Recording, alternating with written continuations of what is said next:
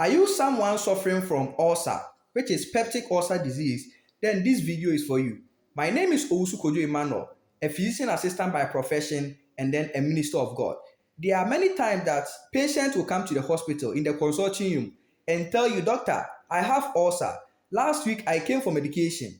After taking the medication, my abdominal pains and heartburns resolved, or it relieved me of my symptoms. However, after taking the medication, the symptoms still came back.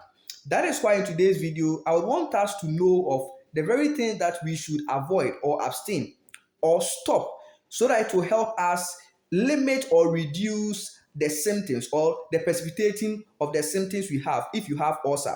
Oh my God! Wow! Now, let us have it in mind that you taking medication is not the only thing that will help you when you have ulcer.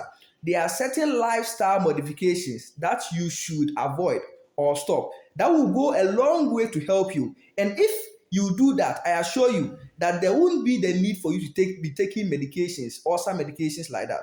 The first thing we need to have it in mind that if you are one kind of person, if you have ulcer, then your intake of a lot of pepper or spices in your food, you should reduce it.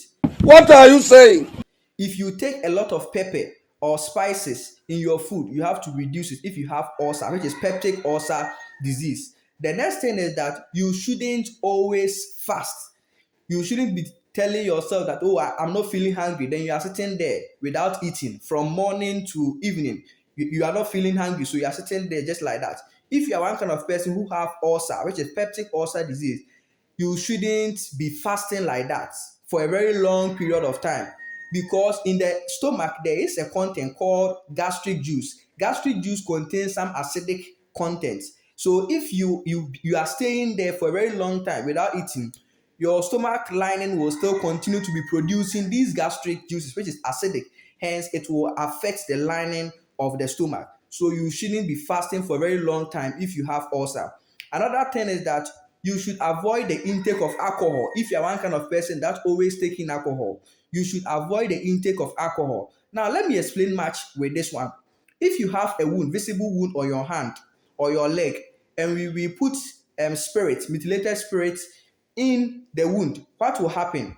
You will begin feeling this burning sensation in the wound. Now, spirit has alcohol in it. Spirit has alcohol in it. So in return, if you have ulcer in your stomach lining and you take in alcohol, you are precipitating this ulcer which is in your stomach lining. I hope you understand. So we should avoid these kind of things. Another thing is that your intake of these kind of carbonated drinks, we should avoid taking these kind of things if you have ulcer. There are some of these drinks that when you open, that gas that comes from it, it tells you or it gives you an indication of the content of the drink you are about to take. I hope you understand. So we should resort to taking in fruits, some fruits and vegetables, other than taking these carbonated drinks. I hope you understand. So when you do these kind of things, it will go a long way to help you if you are one kind of person who always be complaining of you having ulcer.